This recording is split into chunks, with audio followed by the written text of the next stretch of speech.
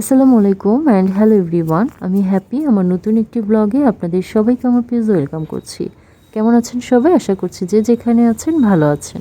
সকালে ঘুম ভাঙার পর আমার নিজের কিছু কাজ থাকে, সেগুলো করার পর আমি আমার ব্যালকনিতে একটু বসি। এই সময়টা প্রকৃতি ভীষণ কাম অ্যান্ড কোয়াইট থাকে, বাতাসটাও খুব ফ্রেশ থাকে, তাই বসে থাকতে ভালো লাগে।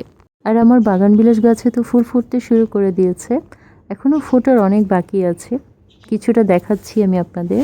পুরো গাছটা যখন আবার ভরে উঠবে ফুলে, তখন আপনাদের সাথে আমি আবার শেয়ার করব। এবার চলুন কিচেনে যাই। আলু কাটা হয়েছে, আলু ভাজি করব। সকালে নাস্তা আজকে রুটি, আলু ভাজি, ডিম ভাজি। আর এগুলো হলো বিট টমেটো আমি পেস্ট করে এভাবে আইস কিউব করে রেখেছি, এতে করে আমার কাজ অনেক সহজ হয়।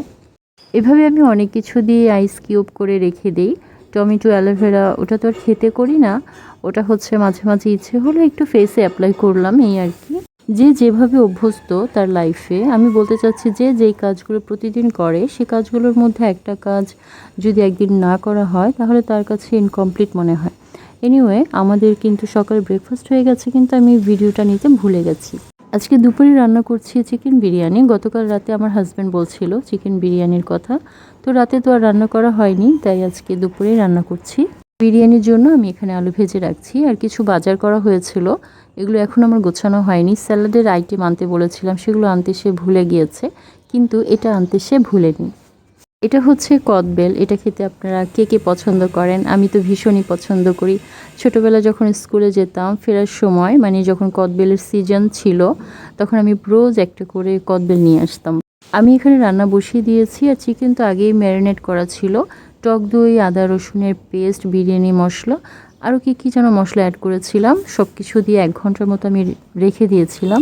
এখানে আমার মা আর আমার হাজব্যান্ড কী একটা বিষয় নিয়ে খুব মনোযোগ সহকারে দেখছি কথা বলছে, আর আমি রান্নার ফাঁকে বসে একটু কদবেল মাখা খাচ্ছি।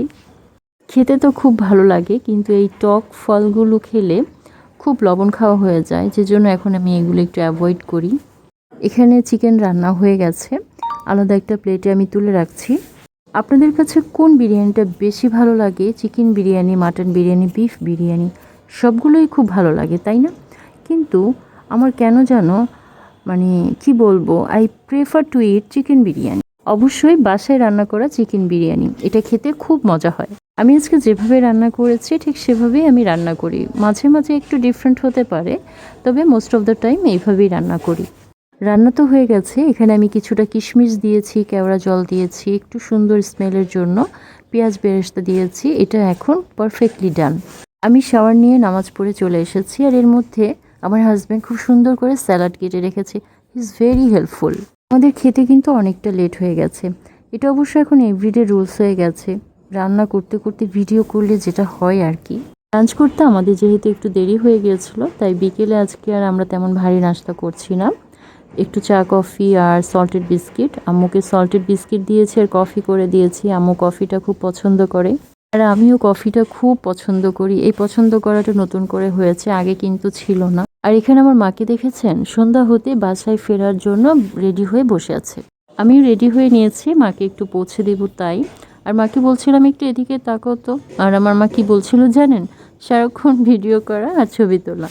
আমার মায়ের জন্য সবাই দোয়া করবেন যেন সবসময় ভালো থাকে, সুস্থ থাকে। আর আজকের ভিডিওটা এখানে শেষ করছি। যদি আমার ভিডিওটা ভালো লাগে তাহলে লাইক কমেন্ট করে আমার পাশে থাকবেন।